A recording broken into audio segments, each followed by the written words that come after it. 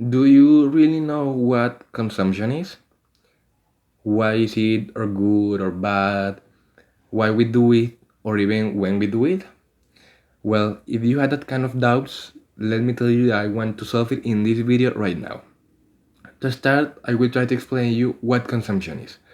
Consumption is the process in which you buy the things that are completely necessary for you. For example, when the people buy a piece of bread. Well, when you buy a piece of bread, you buy that piece of bread because you know that it's completely necessary for you to eat to survive, right? And that consists the consumption. The consumption is considered like a normal process nowadays because the consumption is like a technical term to describe the process of using up a resource.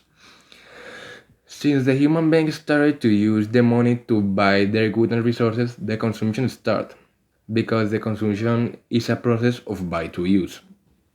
And it has been growing up with the pass of the years, and consequently, it has guided our society to this day.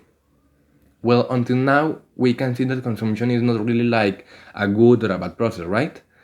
Nevertheless, it's important to remember that it's normal for us, that we do it every day, because it's obvious that we need the basic things to survive, like food or water, right? However, this process brings with it a negative part. And what is the negative part? This negative part is called the consumerism. The consumerism is the process in which the people buy things that they don't really need. For example, I don't know, when the people buy the best cell phone in the market at this moment. Well, probably is the best cell phone in the market in this moment, but do you really need it? That is consumerism. It's important to clarify that the consumerism and consumption is too connected between them. So it's very important to know first that all the consumerism is always a consumption, but not all the consumption is a consumerism. When the consumerism start? The consumerism start with the industrial revolution, when the manufacturers, with the help of the customer demand, started to grow. Therefore, the manufacturers tried to catch up that demand that was extremely high.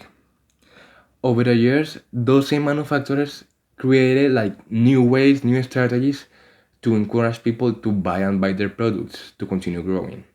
Some of these ways to do it is the planned obsolescence and advertising.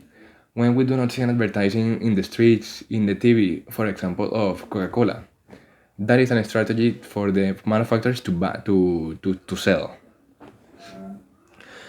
Many people think that the consumerism is like a symbol of wealth, but at the end, they will understand when the people say that the money doesn't feel anything. At the end, they will be surrounded by useless things for them and completely poor. But don't misunderstand this message. I'm not saying that that buying things is bad. Whereas we need to know that it's completely important to buy the really things that we need. For example, the food, the water, the clothes, our houses, that is important.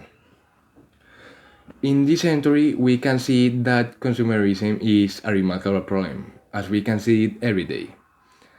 This is one of the biggest problems that is affecting the planet nowadays. And despite this, we are conscious.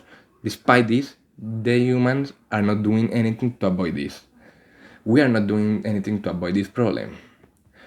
The human being must figure out that it's a real problem, that at the future it could be bigger and it's going to kill us and all the planet, and all the living beings in it. It's important for us to look after the planet to avoid this problem. See you next time.